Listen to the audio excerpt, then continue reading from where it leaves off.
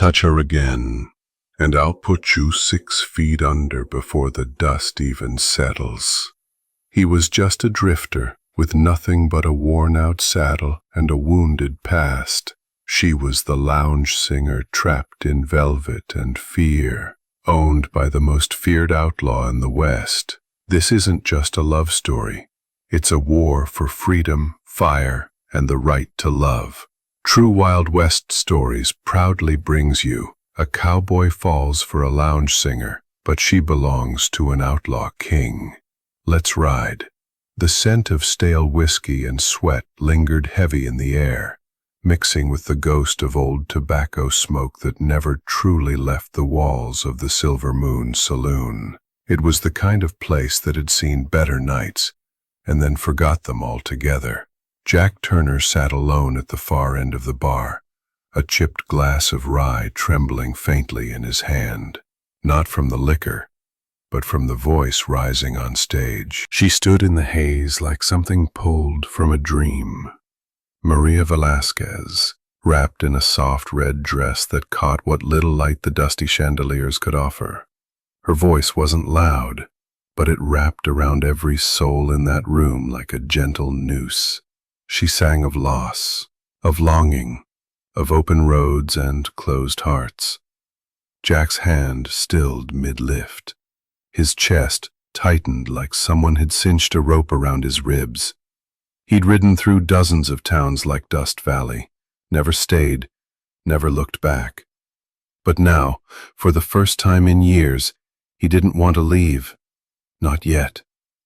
The crowd was the usual mess of ranch hands, drifters, and hard drinkers, silent as church mice, like the room itself was holding its breath.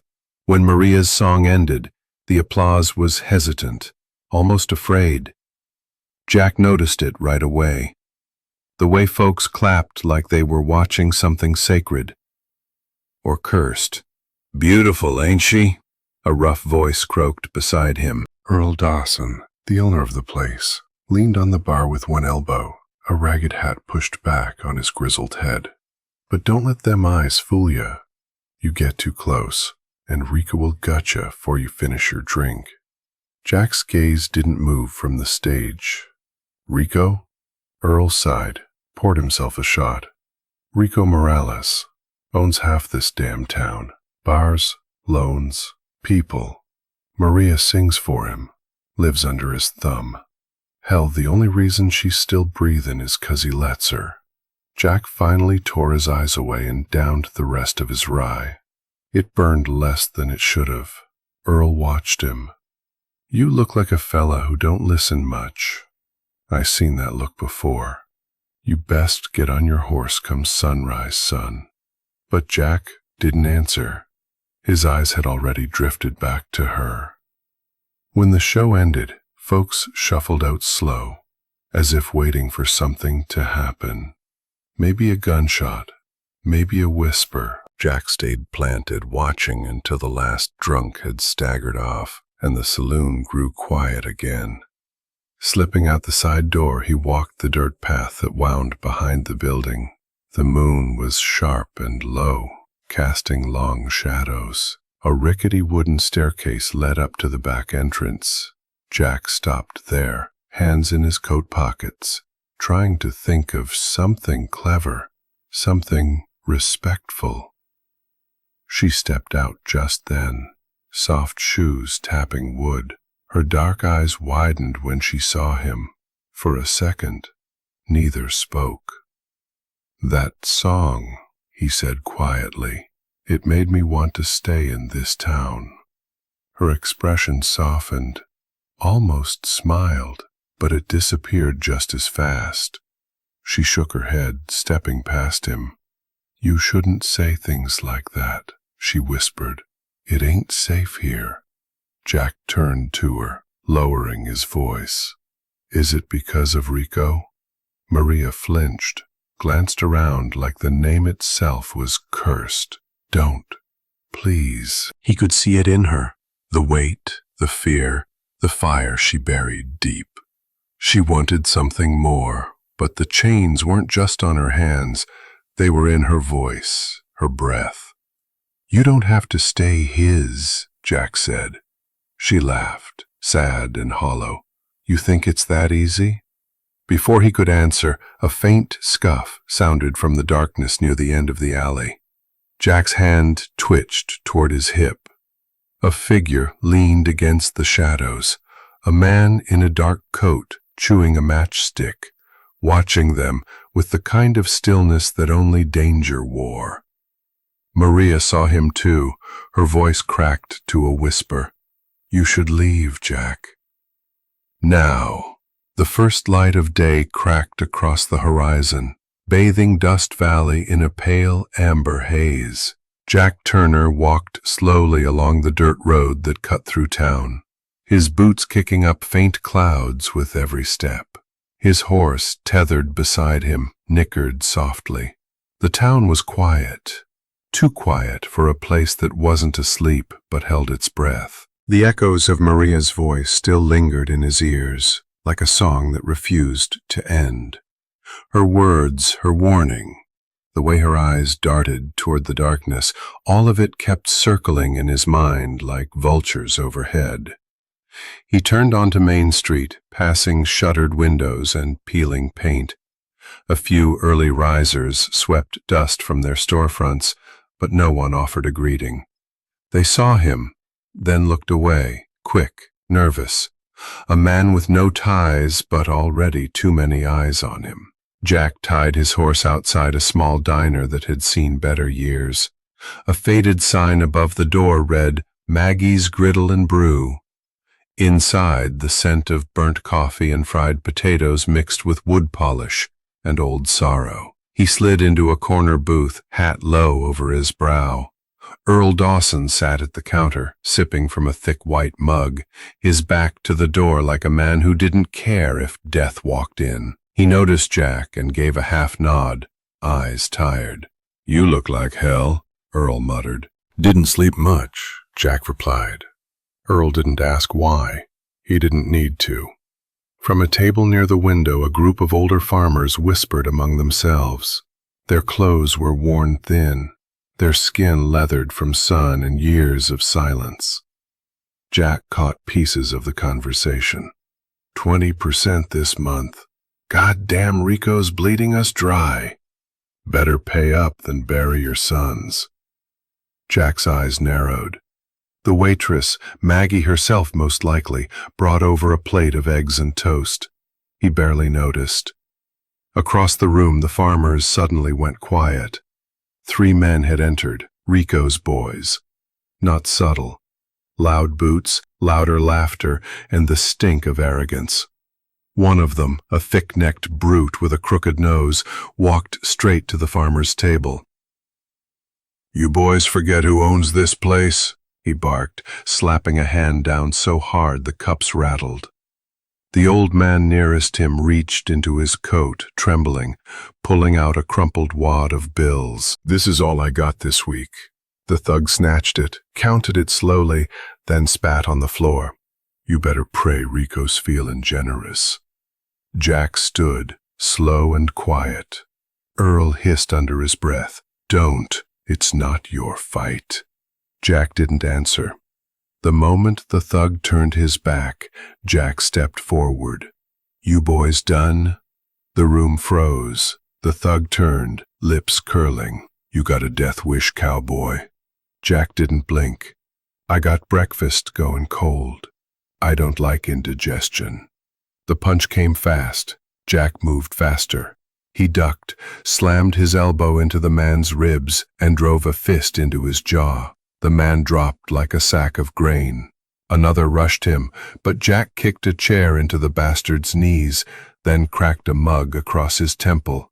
The third man hesitated, hands raised. "Tell Rico," Jack said, breathing hard.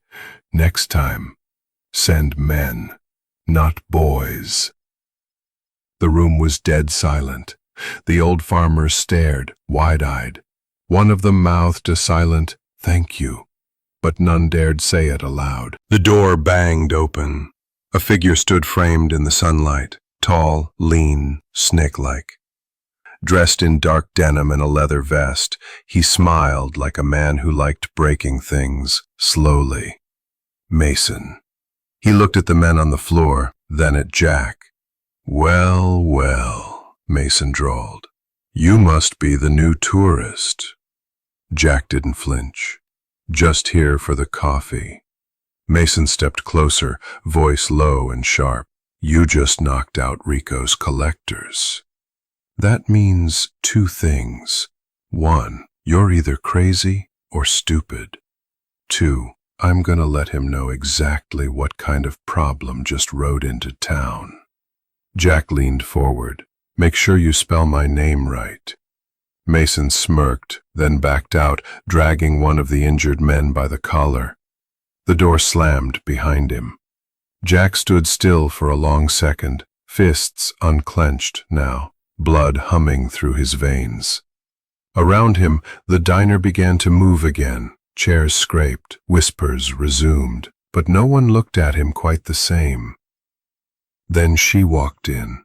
Maria. Her hair was pulled back, eyes wide with alarm. She saw the men on the floor, the broken glass. Jack. Their eyes met, and in that single glance Jack knew two things.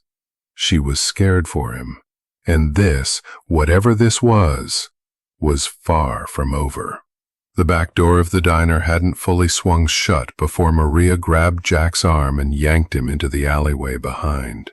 Her grip was tight, nails biting through his sleeve, and her breath came fast, fogging the early morning air. "Are you out of your damn mind?" she hissed. "You want to die right here in this dusty town?" Jack pulled back just enough to look her in the eyes. They were shaking down old men like dogs. "I'm not going to sit and watch that."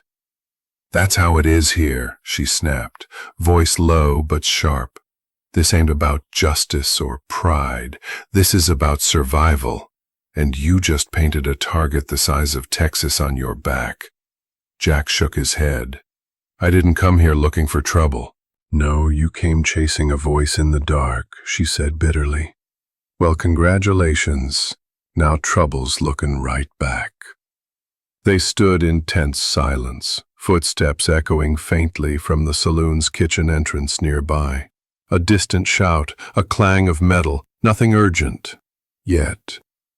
Jack followed her as she led him around the back of the Silver Moon, into a dim corridor cluttered with crates, broken stools, and the sour smell of spilled beer.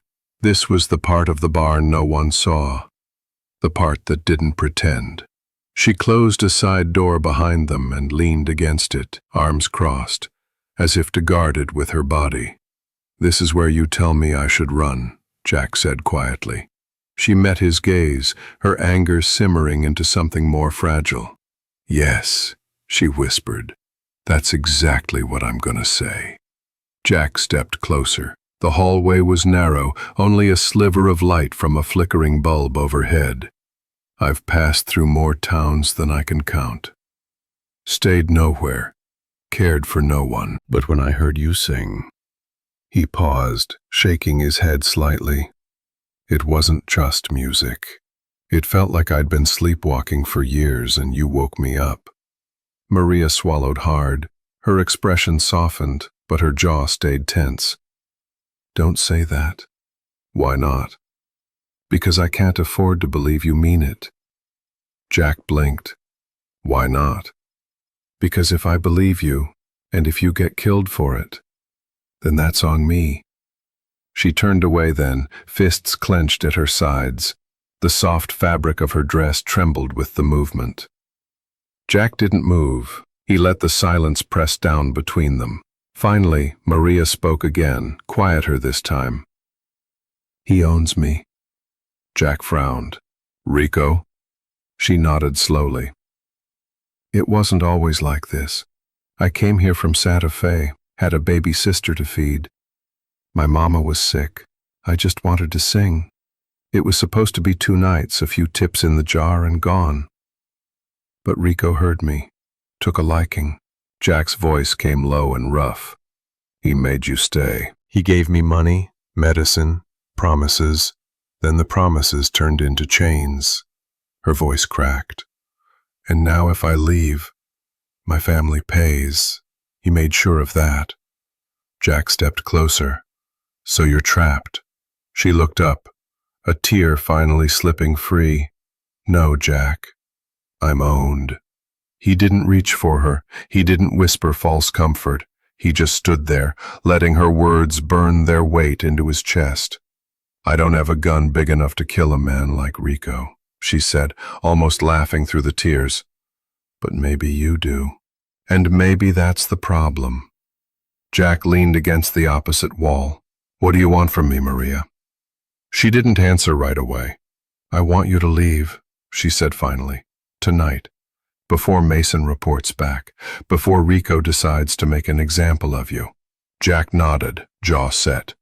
And what do you want? She stared at him for a long moment. Her lips parted, then shut again. And then, very quietly, I don't know what it's like to want something for myself anymore. It hung there between them, raw and jagged. Then came a sound, a sharp, metallic click. The door behind Maria creaked slightly as the handle turned. Jack straightened. Maria stiffened. Panic flared in her eyes. The door swung open. Rico Morales stood there, dressed in a dark tailored vest, gold ring catching the hallway light. His expression was unreadable, but his eyes were razor sharp, bouncing from Maria to Jack with slow calculation. Well, he said, voice like oil over gravel. I hope I'm not interrupting something. The door clicked shut behind Rico Morales with the weight of a gallows noose. He moved into the narrow hallway like smoke rolling off a fire, slow and inevitable. The dim overhead bulb flickered above him, casting erratic shadows across his sharp, unblinking face. His hand rested easy on the grip of the revolver at his side, not drawn, but close enough to say he didn't need to. Jack held his ground. Maria barely breathed. Rico's gaze swept over them like a butcher picking meat. He wasn't tall, but he carried himself like a man who never had to raise his voice to be heard. The gold ring on his right hand glinted with each slow step, a silent crown on the hand of a king who ruled through fear. Well, he drawled, eyes settling on Jack. I didn't realize the back of my saloon turned into a goddamn dating parlor. No one spoke. Rico stepped in close, too close, and slung an arm around Maria's waist like he was showing off a trophy. She didn't flinch, but the color drained from her face. See, there's a thing folks forget about looking at what ain't theirs, he continued, voice silky and venomous. Last time someone made eyes at my girl, they got buried out behind the old well. You ever see a buzzard peel an eyelid off a skull, Cowboy? Jack's jaw tightened. His fingers twitched an inch toward his side, but Maria reached out quickly and touched his arm, a light, trembling warning. Rico smiled, catching it all. Relax, he said, pulling Maria in tighter. I just came to collect my girl. Gotta keep her voice in shape, you know? Lot of people pay good money to hear that songbird sing. He turned to Maria and pressed a kiss to her temple, slow and deliberate, never breaking eye contact with Jack. She closed her eyes, lips parted but silent. Jack's blood boiled. Every bone in his body screamed to react, to fight, to end it here. But he didn't move, not because he was afraid, but because Maria's hand still clutched his arm. Desperately, pleadingly, Rico finally stepped back, brushing imaginary dust from his vest. You're new here, he said, voice lowering, so I'll let this slide. One time his gaze hardened. But next time, Turner, I won't waste my breath. You so much as look at her sideways again. I'll break your spine and piss in your boots. He tipped an invisible hat, like a gentleman leaving Sunday church. Then, from behind him, another figure emerged from the gloom. Mason. Leaner, meaner, and fresh from the bruise Jack had given his men earlier that morning. He leaned in, the smile on his lips crooked and cruel. "Next time," Mason whispered, "won't be so damn polite." Jack didn't say a word. Rico motioned for Maria to follow. She hesitated just long enough to send a shiver through Jack's chest. Then she moved, like a puppet yanked by invisible string. She didn't look back. The sound of their footsteps receded into the dark like a verdict echoing in a courtroom. Jack was left alone under that flickering light, his fists clenched so tight his nails bit into skin. He stood still for a long time. Then came Earl's voice, low and gravelly from the other side of the corridor. "You feel that, son?" Jack turned slowly, not having realized the older man had been watching from the shadows. "That's what power smells like when it walks by," Earl said, "like blood and expensive cologne." Jack nodded once, shoulders stiff. "I ain't scared of him." Earl stepped forward, squinting. "It ain't about fear, kid. It's about how deep his roots go in this town. Rico don't run Dust Valley. He owns it. The land, the law, the people." Jack's voice was low. "Then maybe it's time someone took it back." Earl looked at him like he'd heard that line before, from men now buried in shallow graves. He didn't answer. Outside, the wind kicked up dust along the empty road. Jack stood in the threshold of the back door, looking out over the town. The sun was setting low, dragging long shadows over cracked windows and leaning fences. He could leave. He could saddle his horse and ride out before nightfall. No one would blame him. But he knew he wouldn't, not after hearing her voice, not after seeing her eyes. He wasn't going anywhere. The wind had died down by nightfall, leaving Dust Valley in a silence that felt almost unnatural. The stars overhead blinked cold and distant, and a thin crescent moon cast long shadows across the worn fences and scattered tumbleweeds.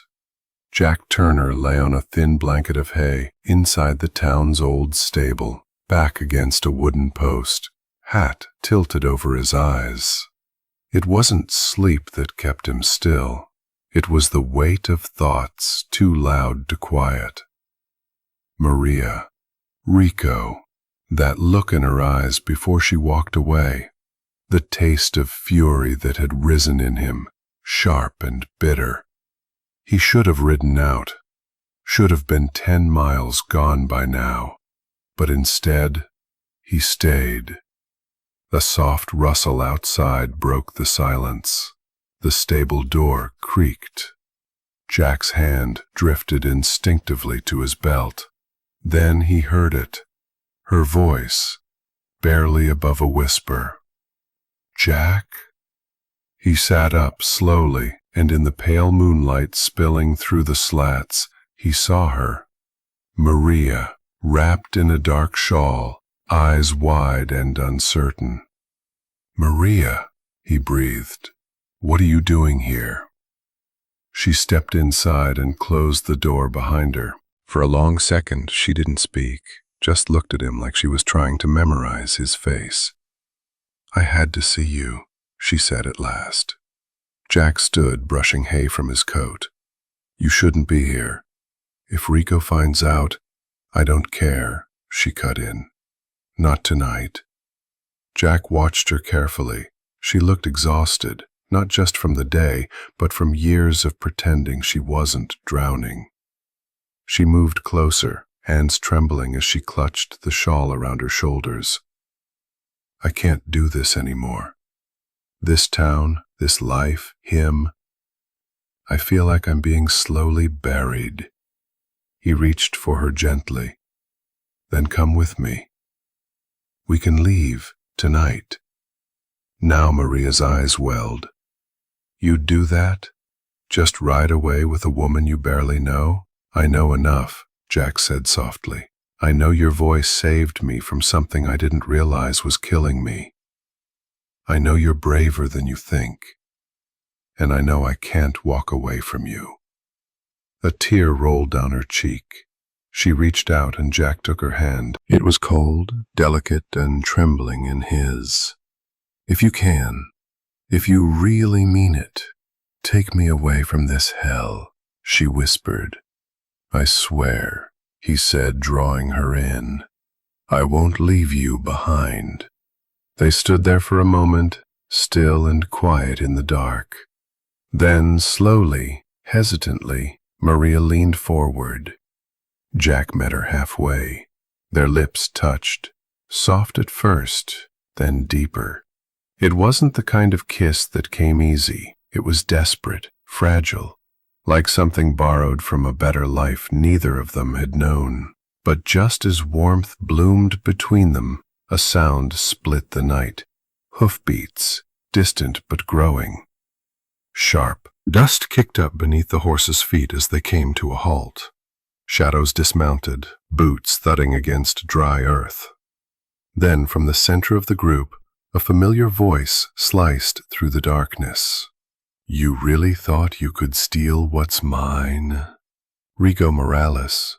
He stepped forward, dressed in black from boots to collar, his long coat flaring like wings. His eyes gleamed like a wolf's. "You dumb, flea-bitten piece of shit," he spat. "You think a little stable tryst's gonna rewrite the rules around here?" Jack squared his shoulders, voice calm. "She's not yours." Rico laughed, sharp and cruel. "She's been mine since the day I pulled her out of the gutter and gave her a stage to stand on."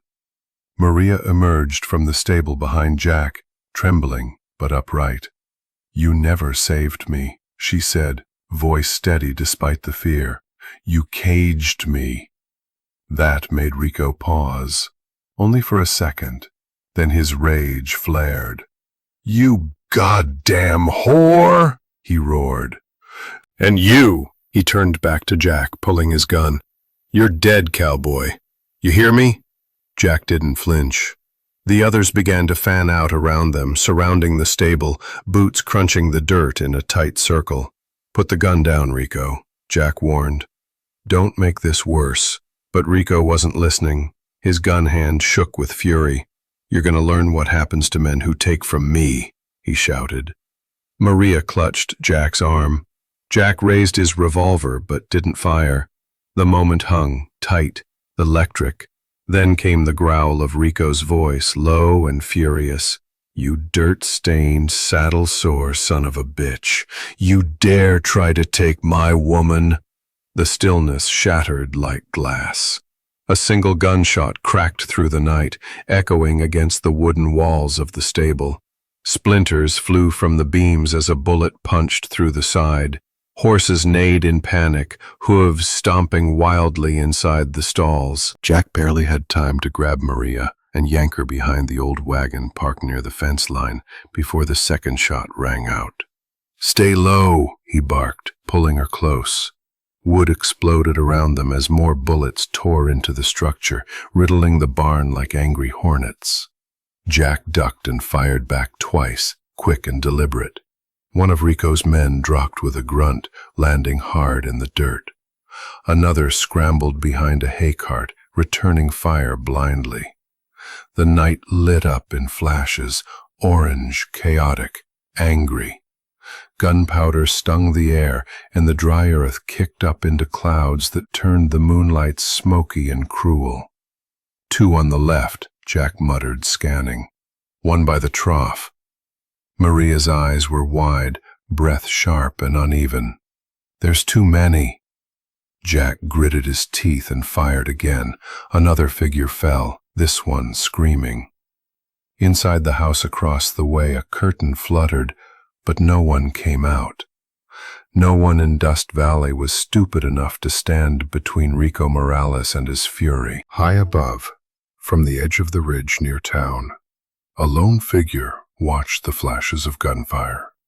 Earl Dawson, rifle slung across his chest, narrowed his eyes. He'd seen this kind of ambush before.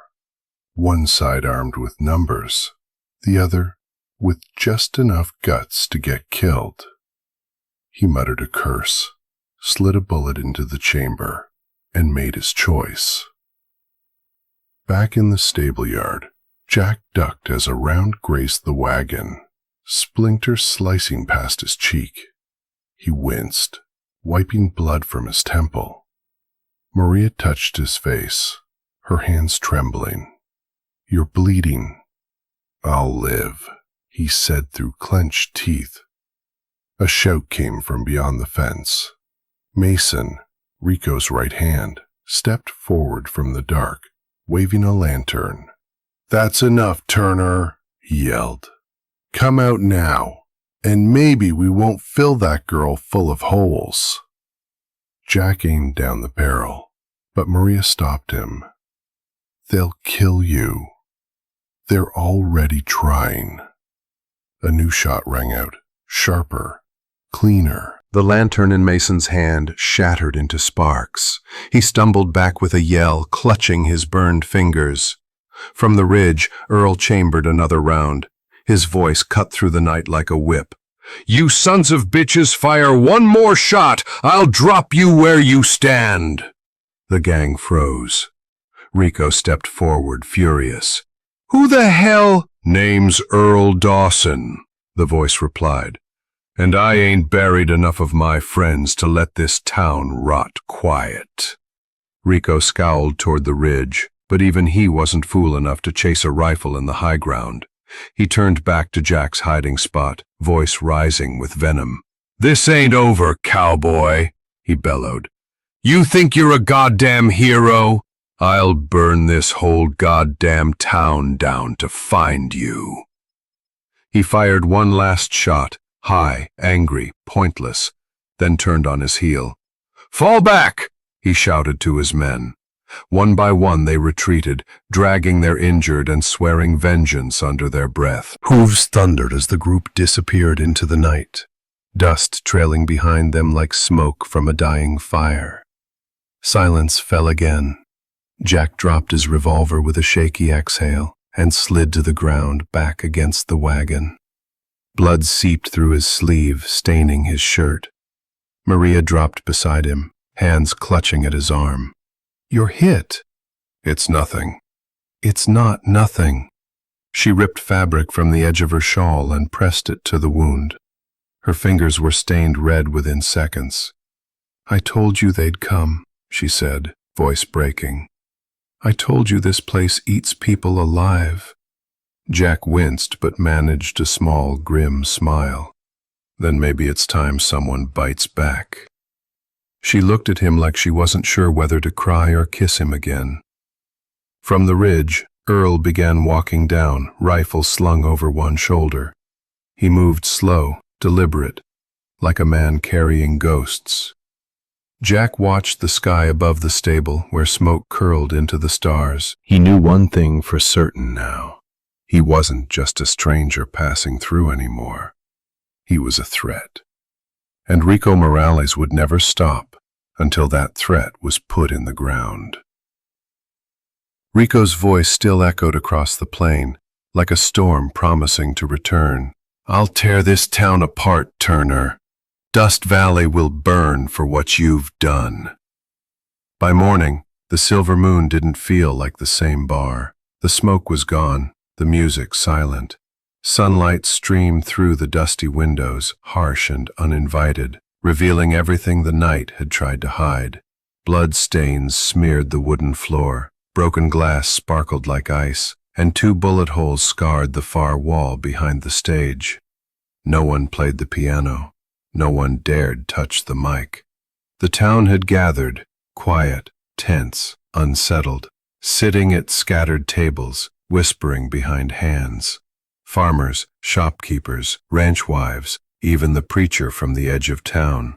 Most stared down at their coffee cups. Others glanced toward the door, waiting for something or someone. Jack Turner stepped in, hat low over his brow. his left arm wrapped in a makeshift sling from Maria's shawl. His shirt was blood-stained, his boots dusted in dry earth. The room went quiet the moment he entered. No one welcomed him. Earl Dawson, standing behind the bar, gave a nod. Maria was there too, sitting off to the side, eyes red-rimmed but proud. Jack walked to the center of the room, where the floorboards still showed where someone had been dragged out, one of Rico's men. Maybe dead, maybe not. The smell of gunpowder hadn't left yet. A voice broke the silence, gravelly, tired. "You brought this on us." Jack turned. A wiry old man stood near the stove, arms crossed. "You stirred the hornet's nest. Now we're all in it." Others murmured in agreement. "He's right. Rico never burned the town before. We were safe, as long as we stayed out of his way." Jack held their gazes. "That ain't safety. That's surrender." Another voice rose, sharper. "We've lived with Rico for years. We know how to keep our heads down. You don't. You don't know what he's capable of." "I know," Jack said calmly, "because I saw it last night." Murmurs fell again. Earl cleaned a glass slowly, watching the room with a careful eye. Jack took a breath. "If I leave, he'll still come. You think giving him what he wants buys peace? It doesn't. It just delays the blood." Maria stood then, stepping forward. "He's right."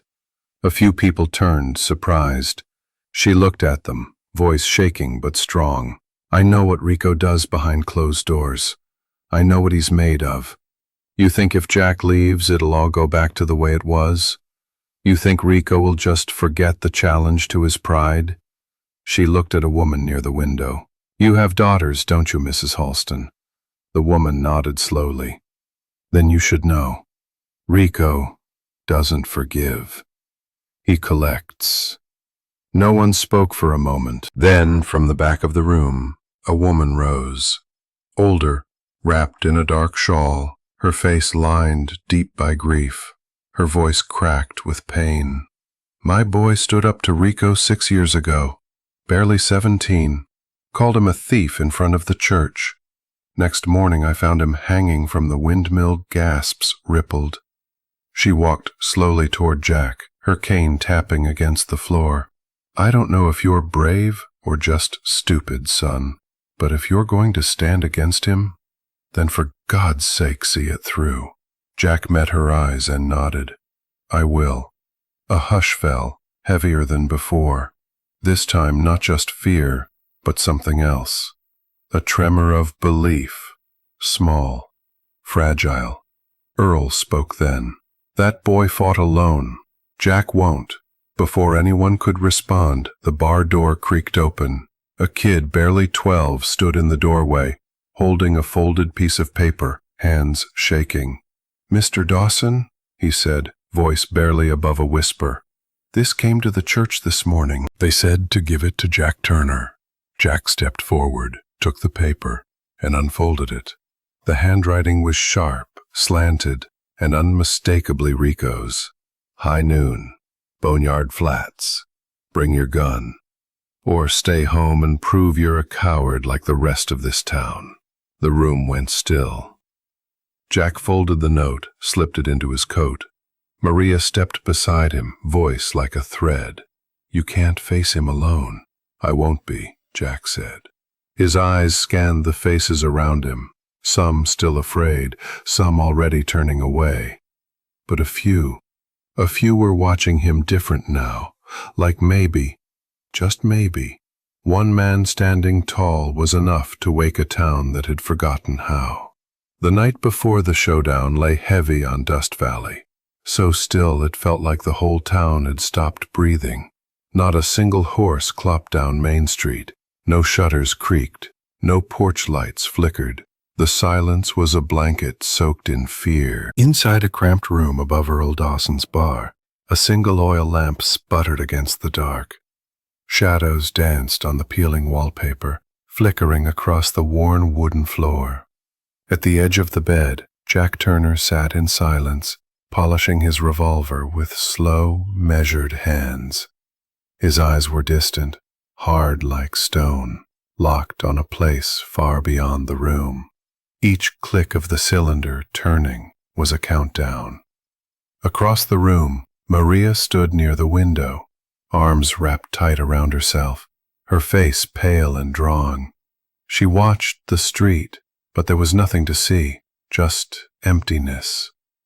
"They say quiet towns are peaceful," she whispered, not turning. "But this silence, it feels like a coffin." Jack didn't respond. He placed a fresh round into the chamber, spun it once, and snapped it closed. Maria turned toward him. Her voice shook. "We can leave tonight." He looked up, surprised. "There's still time," she said. "We ride west, cut through the canyon trail. By the time Rico knows we're gone, we'll be halfway to Arizona." Jack stood slowly, set the gun on the table. "And then what? Run again next time he sends a man after us? And the time after that?" "You think I care where we run?" she said. "I just want to live, Jack." His eyes softened, but he didn't move. "If we run now," he said gently, "he wins. Not just today. Every day after Maria crossed the room, took his face in her hands. If you lose, they'll chain me, like a dog, or worse. You know what he'll do." Jack placed his forehead against hers. "I won't lose." A knock came at the door, not rushed, not loud, just two soft taps. Jack opened it to find Earl standing there, wrapped in his old army coat, holding a cloth-wrapped bundle. "You'll need this," Earl said, stepping inside. "She ain't pretty, but she bites harder than she looks." Jack unwrapped the bundle, a worn .45 Colt, its metal dulled with age but lovingly maintained. The grip was carved with a faded eagle. "I carried her through El Paso," Earl said quietly. "She never let me down." Jack took it with a solemn nod. "Thank you." Earl looked to Maria, then back at Jack. "This town's been scared too long. Win or lose tomorrow, they need to see someone stand up." He left without another word. Jack strapped the Colt to his side, testing its weight. It felt right. Maria sat down on the edge of the bed, trembling. "I've had dreams about this day," she said. "Somewhere in me, I always knew it would come." Jack sat beside her. "And?" "In the dream, you never came." He wrapped an arm around her shoulders. "Well, I'm here now." They didn't speak after that, just held each other. Two people caught in a storm they hadn't started, but one they could no longer outrun. Eventually, Maria leaned in, kissing him slow and deep. It wasn't passion, it was surrender, a desperate clinging to what little joy they could steal before dawn. When they pulled apart, she pressed her forehead to his. "Promise me," she whispered. "If something happens, if you fall, don't let them take me alive." Jack's jaw clenched. "I'm not making that promise." She nodded, lips trembling. "Didn't think you would." They lay together until the first light of dawn began to creep through the cracked window. Jack stood, fastened his belt, and adjusted his hat. He looked back one last time. Maria sat on the bed, hands clasped tight, trying not to cry. He smiled. Just a little. Time to end it. Downstairs, Earl waited with a horse saddled and ready. Jack climbed into the saddle without a word. Dust Valley still hadn't stirred. The buildings loomed like tombstones in the gray light. Crows watched from rooftops, still and silent. As Jack rode down the dirt path toward the edge of town, the fog rolled low across the plain, thick and slow, like smoke waiting to choke. And there, at the far edge of the horizon, just beyond the dry riverbed, Rico Morales and his men waited, dark shapes in the mist.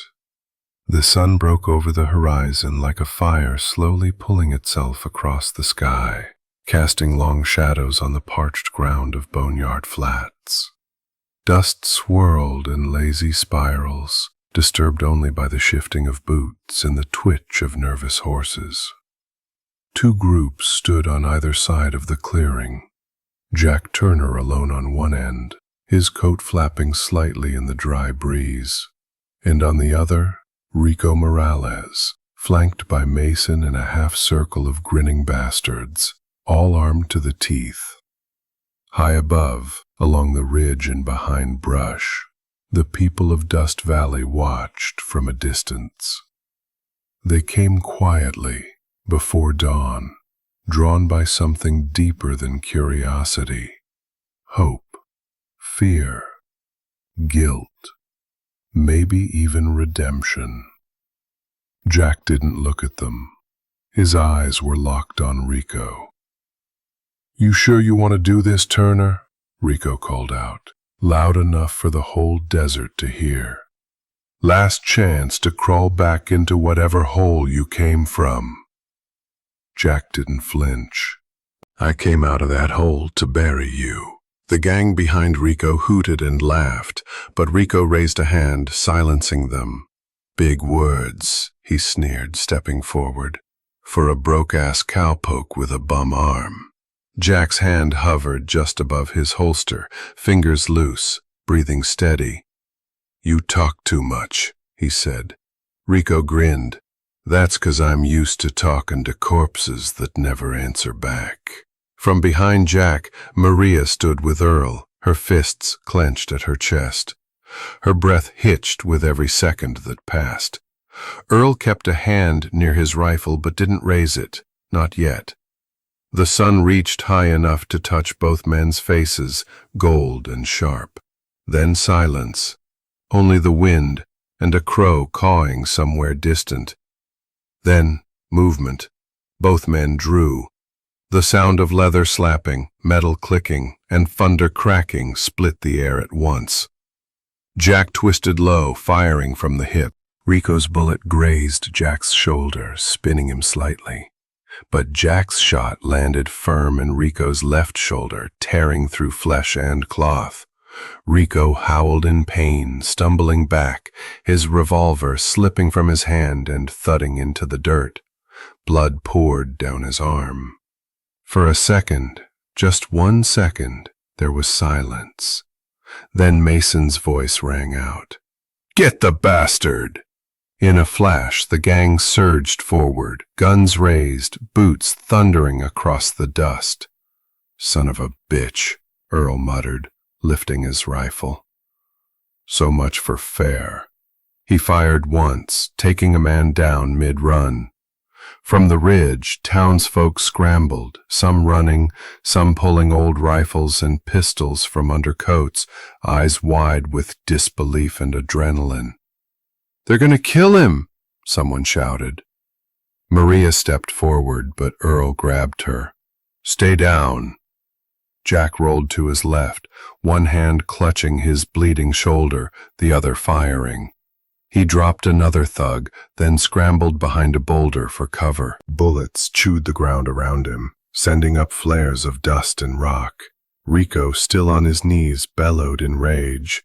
"Kill him! I want his goddamn head." Mason fired twice, bullets ricocheting off stone inches from Jack's face. Jack winced, blood soaking through his sleeve, his arm nearly useless. But he wasn't done. He ducked, reloaded with shaking fingers, and braced himself for the next wave. And from above, a miracle. 3 townsfolk, one with a shotgun, 2 with rifles, began firing from the ridge. It wasn't clean or coordinated, but it was loud, sudden, and enough to make a few of Rico's men dive for cover. One of them screamed, clutching a leg. Another dropped his weapon and ran. Maria cried out, "Jack!" Behind the cart, Jack sprinted for a nearby wagon, bullets snapping at his boots. He dove behind it, landed hard, and peeked up. Mason was charging, close, revolver raised high. Jack fired. Click, empty. Mason grinned. Too slow, cowboy. Just as he raised his gun to fire, boom! A shotgun blast tore through the air. Mason spun and dropped like a sack of meat, his chest a mess of blood and fabric. Earl lowered the barrel, smoke curling from the muzzle. Next bastard gets close, dies the sane. The battlefield paused. The townspeople, scattered but armed, were now fully visible along the ridge. More had joined, men and women, old, young, tired faces set in grim determination. Rico saw it too.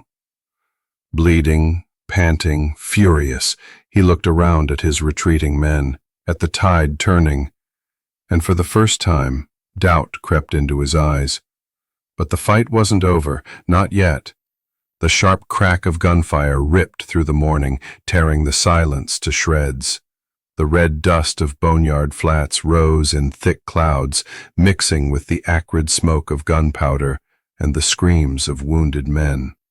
The battlefield was chaos, spinning wagon wheels, overturned carts, and bodies sprawled like broken dolls in the rising heat. Jack Turner crouched low behind a toppled trough, blood seeping from the wound in his shoulder, breathing hard through grit-coated teeth. Each breath felt like swallowing fire, but he kept moving. His revolver spat fire again, dropping a man who'd crept too close with a rusty blade. "Stay down!" Jack growled, shielding Maria behind him. She clutched a torn piece of cloth to his wound, eyes wide with terror but refusing to leave him. Dirt clung to her face, streaked with tears and sweat.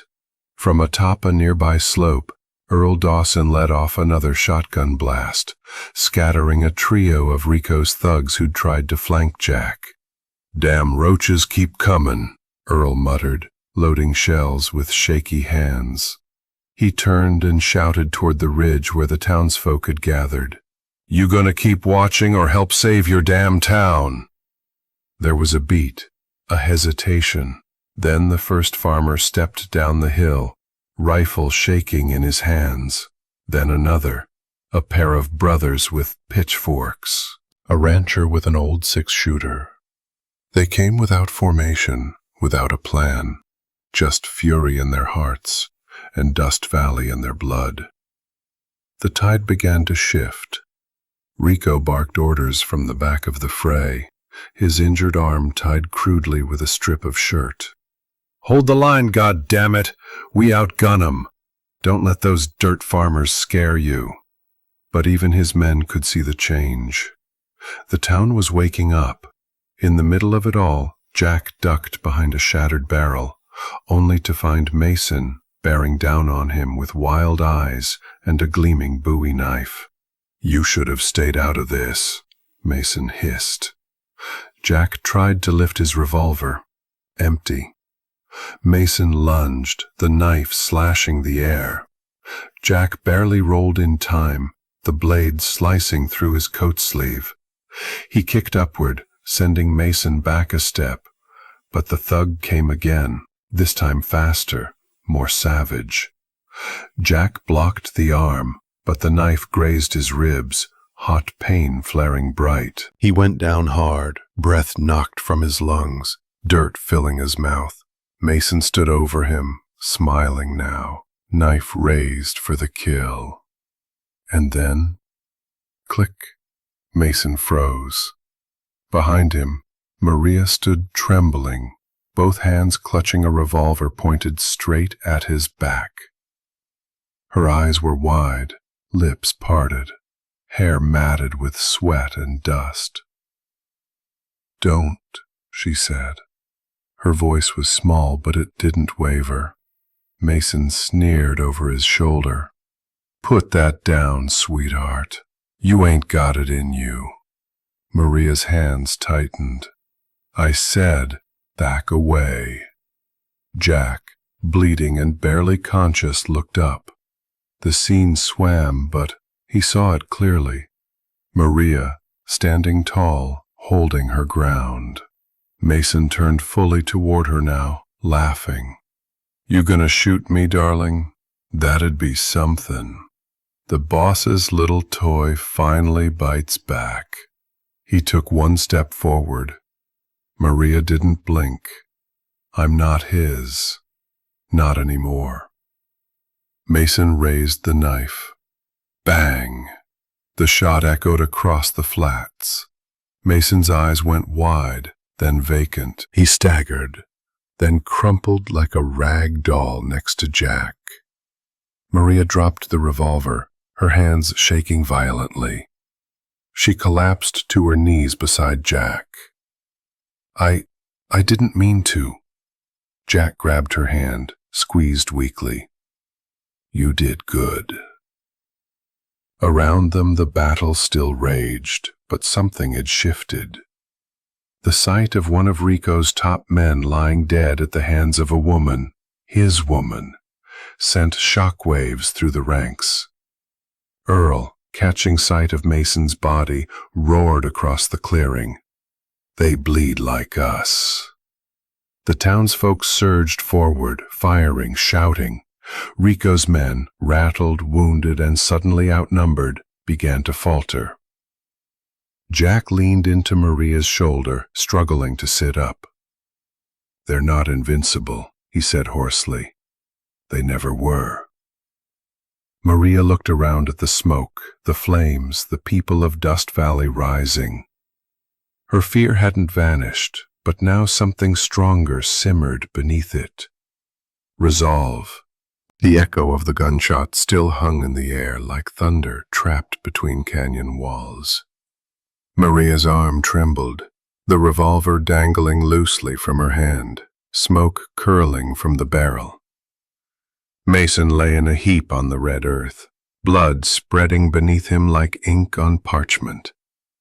The battlefield fell into a stunned hush. Jack stared, eyes wide, lips parted, not from pain this time, but shock. He pulled himself to one elbow, his breath ragged, and looked up at the woman standing above him. "Maria," he whispered, voice cracked. "You saved my damn life." She dropped the pistol and collapsed to her knees beside him, her hands shaking uncontrollably. He reached out, bloodied fingers brushing hers, and pulled her into him. "Hey," he said softly, voice gravel and gratitude. "You did what had to be done." Maria buried her face into his shoulder. "I didn't think. He was gonna kill you." Jack cupped her cheek. "You're not the same woman you were in that bar." Before she could answer, a roar tore through the haze. "You ungrateful bitch!" Rico Morales stormed forward, his eyes bloodshot, shirt torn, left arm bound tight from the earlier wound. His right hand held a pistol pointed directly at Maria. "You shoot my man? You betray me?" His voice cracked between fury and disbelief. He lunged, grabbing Maria by the arm and throwing her hard into the dirt. She cried out, hitting the ground with a thud. "Get your hands off her," Jack shouted, trying to rise, but his legs buckled. Rico kicked him hard in the ribs, sending Jack sprawling back into the dust. "This ends now," Rico spat. He stood over them, gun aimed between Jack's eyes, breathing heavy, wild. "You think you could just walk in here, steal what's mine, and crawl out with your life?" Jack glared up, defiant, despite the blood in his mouth. "She ain't yours. She never was." Rico's eyes narrowed, his finger twitching over the trigger.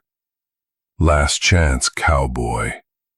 Drop the damn gun. Kneel, or I blow her pretty face across the rocks." Maria gasped, still lying in the dirt, staring at Rico like she was seeing a demon stripped of skin. Jack didn't move at first. Then, slowly, carefully, he reached for his revolver and laid it on the ground. The crowd watching from the ridge held their breath. Earl, still firing from a distance, paused. Even the townsfolk who had just begun to believe in a new day watched as the fire they'd clung to dimmed in Jack's hands. But Jack's eyes never left Rico's. His face was battered, lip cracked, one arm limp at his side, but his eyes burned like they held the whole sun inside. "You want me on my knees?" Jack said, slowly lowering himself. "You want a man to beg?" He knelt. Rico's grin returned, wide and feral. "That's more like it." He turned the gun toward Maria. "She dies first, then you." Maria's lip bled where she'd bitten it, but her eyes didn't flinch. She reached behind her, slowly, unseen, and her fingers brushed something cold. Mason's spare knife, half buried in the dust. Jack saw it. He said nothing, but his lips parted in the faintest of smiles. A gunshot cracked through the air like a thunderclap. Earl Dawson, high on the ridge, had fired from his old scattergun, a bullet that would change everything. The blast clipped Rico's shoulder, sending him stumbling backward, his shot at Maria gone wide. She scrambled away from the barrel's path, dirt caking her palms, adrenaline shoving terror aside. Jack didn't waste a breath. He lunged. Rico, off balance and furious, raised his gun again, but Jack slammed into him with the weight of a man who had nothing left to lose. They tumbled into the dust, fists and curses flying. The revolver skidded away, vanishing under the broken wheel of a nearby cart. Rico roared like an animal, his wounded arm useless, his knife flashing in his good hand. Jack blocked one swing with his forearm, hissing in pain, then drove a punch into Rico's gut. The outlaw doubled over, spitting blood and sand. From all directions, townsfolk poured in, no longer spectators. Farmers, ranchers, barkeeps, mothers, even trembling old men. They surged toward the fray, brandishing anything from rifles to pitchforks to rusted pots. "Get those bastards!" Earl shouted, voice raw with fury. Rico's gang broke like a wave hitting stone. Leaderless and shaken, they scattered, some throwing down weapons, others retreating into the desert. But Rico stayed, and so did Jack. The two men circled now, bloodied and gasping. Rico's lips curled in a snarl, knife glinting in his hand. Jack found a shard of metal, a snapped horseshoe, and gripped it like a blade. "You should have died quiet," Rico spat. "You should have stayed the hell out of Dust Valley," Jack growled back. Rico lunged first. Jack dodged, barely, the knife grazing his side. He countered with a swing of the metal, catching Rico across the face, splitting skin, drawing blood. Rico stumbled but didn't fall. His next strike was savage, slashing across Jack's chest. Jack staggered. Maria screamed. And then Jack drove forward, metal shard plunging deep into Rico's ribs. Rico gasped. He looked down, as if surprised at the weapon buried in him. Blood bubbled from his lips. He dropped to his knees. "You piece of shit, cowboy." Jack stood over him, swaying, blood pouring from his side. Rico's eyes locked on Jack's, and with a final burst of breath he whispered, "I'll haunt you. You'll never be free." Even if I die, I'll be in your goddamn dreams." He collapsed. Dust swallowed his body. Jack stood still, chest heaving, eyes locked on the corpse of the man who had ruled Dust Valley in terror. He didn't speak. He didn't need to. Around him, the townspeople slowly approached.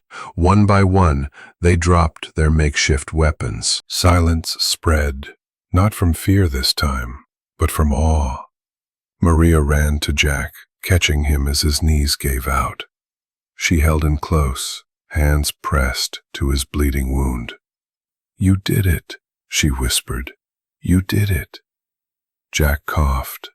"No," he said, voice hoarse. "We did." Behind them, Earl lit a cigar with shaking fingers, gazing over the battlefield where the people had finally made their stand. Dust Valley would never be the same. Night had fallen like a heavy curtain over Dust Valley, the stars muted behind thin clouds, the air unnaturally still. The scent of gunpowder still lingered, mixing with the dry musk of trampled dust and blood. Jack Turner, shirt torn and soaked with blood, leaned heavily on Maria's shoulder as they limped back toward town. Each step left a dark blot on the dirt trail behind them. The street lamps flickered dimly, as if unsure whether the town was still standing or not. A few folk stepped out from behind shuttered doors and half-burned wagons. Quiet faces, hollow eyes. "Goddamn hero," someone muttered. A woman pressed a jar of water into Maria's hand, another set a blanket across Jack's back. But the town, though grateful, was not rejoicing. Victory tasted like burnt coffee, bitter and unfinished. Inside Earl's back room, Jack lay on a makeshift cot. Maria dabbed at his wounds, tears silently tracing down her cheeks, though she smiled every time his eyes opened. "You should rest," she whispered. "I can't," he mumbled. "Every time I close my eyes, he's there." She paused, gently bandaging the jagged cut on his ribs. "Rico?" Jack nodded. "I saw him, standing in fire, laughing like the bastard knew something I didn't." Maria sat beside him, resting her head lightly on his shoulder. "He's gone." Jack didn't answer. A knock came at the door. It was Earl, cigar tucked behind one ear, hat in his hands. "They're saying you saved Dust Valley," he said. "But I ain't so sure Dust Valley ever wanted to be saved." Jack gave a tired chuckle. "Ain't that the truth?" Earl pulled up a chair, face grim. "I got word from one of the ranch hands who was tailing the bodies. There were tracks leading out past the ridge.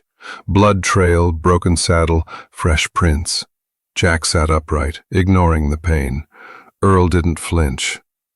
"Rico's body wasn't where you left it." Silence dropped like an anvil. Maria's lips parted. "You mean?" "Bastard's alive," Earl said. "Took a few of his rats and vanished. Won't be long before he licks his wounds and comes back meaner than hell." Maria trembled. Jack clenched his fists. "He'll come for revenge." "Of course he will," Earl said. "Men like that don't die easy. They drag the world down with them."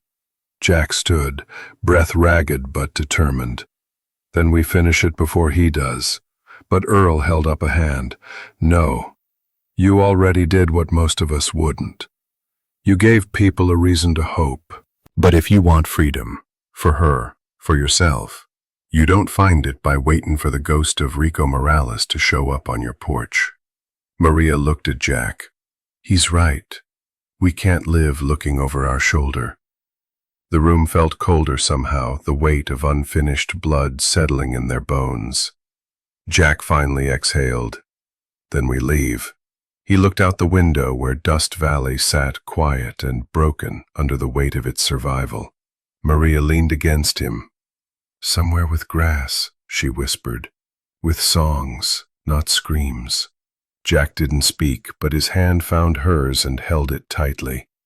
Outside, the night seemed calm, but deep in the hills, past the canyons and rivers, a figure rode under moonlight, hunched and bleeding, eyes burning with vengeance.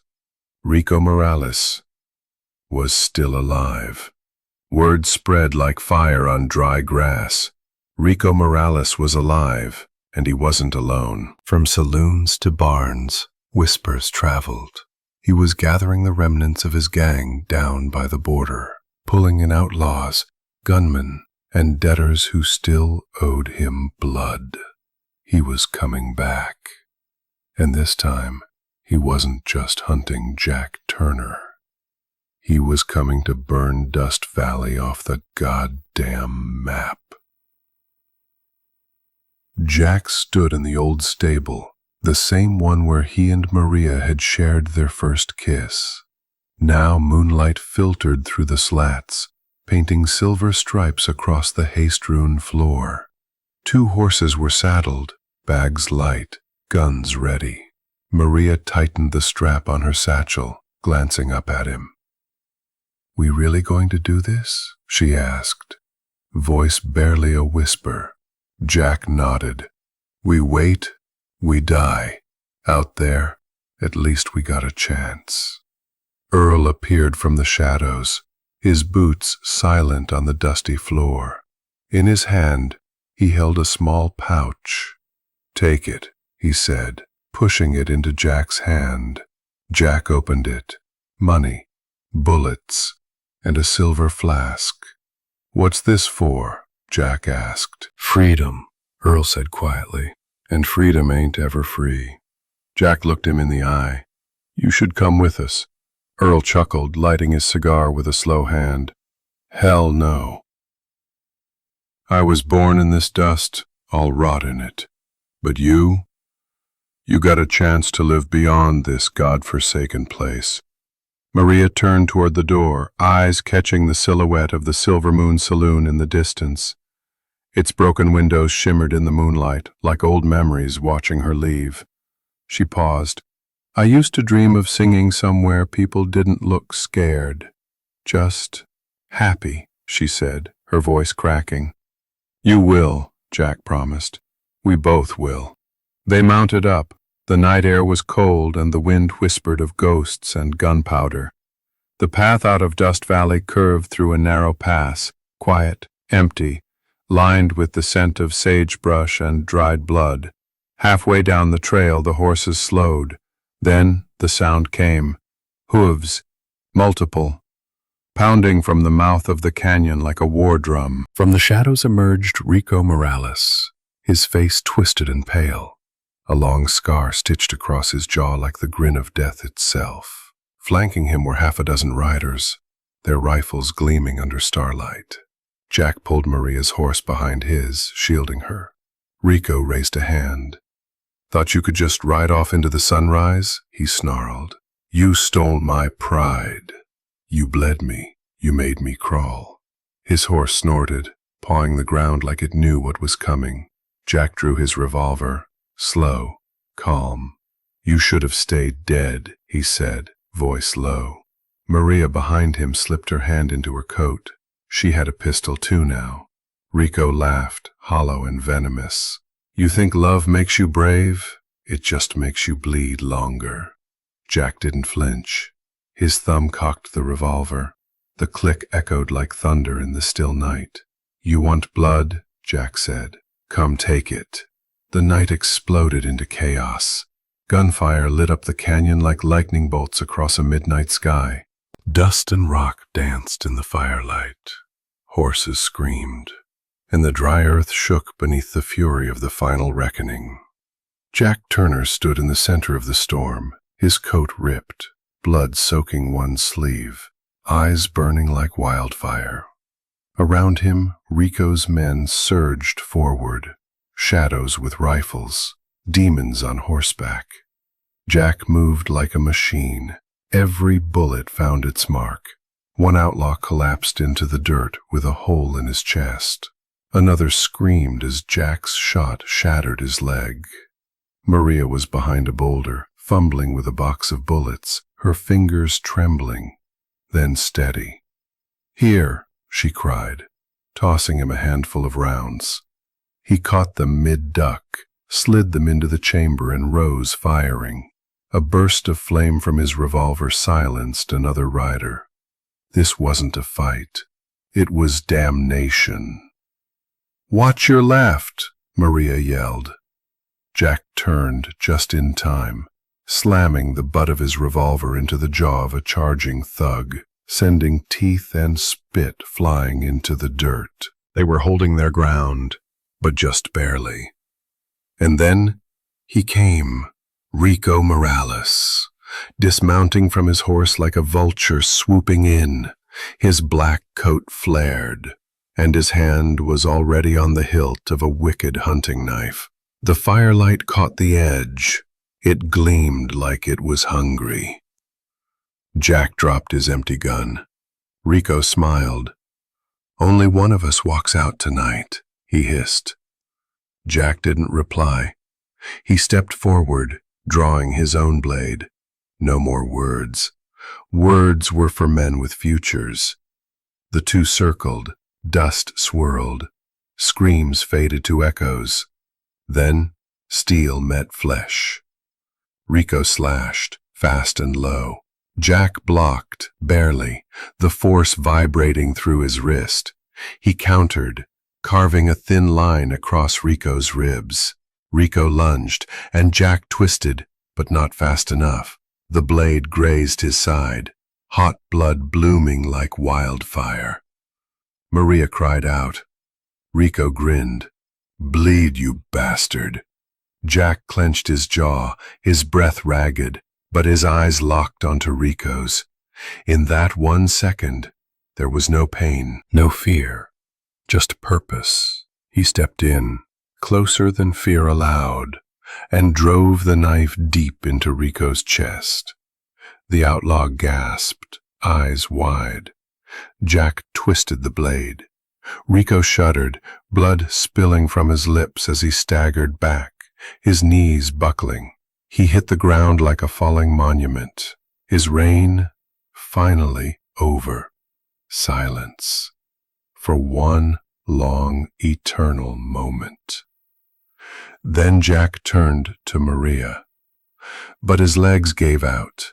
He collapsed, knees hitting the ground, hands fumbling for balance. Blood seeped through his shirt. Too much, too fast. "Jack!" Maria screamed, rushing to his side, cradling him in her arms. He looked up at her, eyes clouded. "You're safe now," he whispered, voice thin like wind through broken shutters. "No," she sobbed, pressing her hands to his wound. "You stay with me. You hear me, Jack Turner? You don't get to leave now." He smiled, soft and tired. "Tell me, what does freedom feel like?"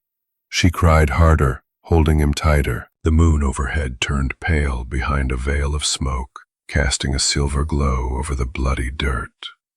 In the distance, the last of Rico's men fled into the darkness. But Jack lay still. Morning spilled gently across Dust Valley. The rooster's crow echoed from some distant farmhouse, cutting through the quiet. Smoke from the night's chaos had long faded into ash, leaving behind only silence and a brittle kind of peace. Jack Turner opened his eyes. He was slumped against Maria, swaying gently atop a saddled horse. His chest burned, stitched tight and bandaged rough. But his heart beat steady. The sun was rising over the hills, gilding the dusty path ahead in gold. "You're awake," Maria whispered, her voice trembling with more relief than words could hold. Jack tried to smile. "Was afraid I'd missed the sunrise." Maria chuckled softly, brushing a strand of hair from his forehead. "You almost did, Cowboy." The town behind them was shrinking with each step. Dust Valley, the place that had chained them both, was now a shrinking dot on the horizon. Ahead was open land, dry hills, and a sky so wide it could swallow all their pain. On the ridge behind them, Earl Dawson stood with his old hat over his chest. The old man didn't wave. He just nodded once, slow and sure. Jack lifted a hand in return. That was all they needed. "You think you'll be okay?" Jack asked, his voice hoarse. Maria nodded. "Earl's tougher than he looks. And Dust Valley's got a chance now. You gave them that." "No," Jack murmured, looking into her eyes. "We did." They rode in silence for a while. The only sounds were hooves crunching gravel and the soft whisper of wind through desert brush. Jack's body ached, but something deeper inside him felt lighter, like a weight had finally been set down. "Where to now?" Maria asked, eyes on the open plain. Jack shrugged weakly. "Wherever the sky takes us." She smiled. "So long as we're not running anymore." "We're not," he said firmly. "We're chasing something now." Maria took his hand. Their fingers locked, tight, steady. There was still blood on their clothes, scars yet to heal. But the fear was gone. Rico Morales was dead. The man who haunted her nights, who turned Dust Valley into a prison, now lay cold beneath the dirt. They had survived. They had earned this. As they crested a small hill, the valley opened wide before them, glowing beneath the morning sun. In that light, Jack could almost imagine a little farmhouse, a field of wild horses, maybe even laughter. Maria leaned her head against his shoulder. "We're free, Jack." He looked down at her, his eyes soft. "Yeah, we are." The road ahead stretched endless, but it didn't feel daunting. It felt like promise. Behind them was the sound of doors creaking open, of people daring to step outside without fear. Dust Valley would heal in time. So would they. They didn't speak again. They didn't need to. Just the steady rhythm of the horse, the whisper of wind, and the rising sun. And two silhouettes, side by side, fading into the light, riding toward whatever future they could build, with blood, fire, and love. When the dust finally settled in Dust Valley, one thing was clear. Freedom and love aren't given. They're earned. Sometimes at the cost of blood, scars, and a fight against what seems impossible. Jack and Maria's story isn't just about a cowboy and a lounge singer. It's about standing up when the world tells you to kneel, and daring to protect what your heart knows is right. We all carry our own dust valleys, places of fear, pain, or control. But maybe, like Jack, we've got to bleed a little before we can ride free. Freedom isn't the absence of fear, it's choosing love in spite of it. What would you have done if you were Jack? Would you risk it all for someone who wasn't yours to begin with? If this story made you feel something, drop a 1 in the comments. Where are you watching from? Let us know down below. And if you're into gritty, emotional Wild West tales like this, subscribe to True Wild West Stories so you never miss the next ride.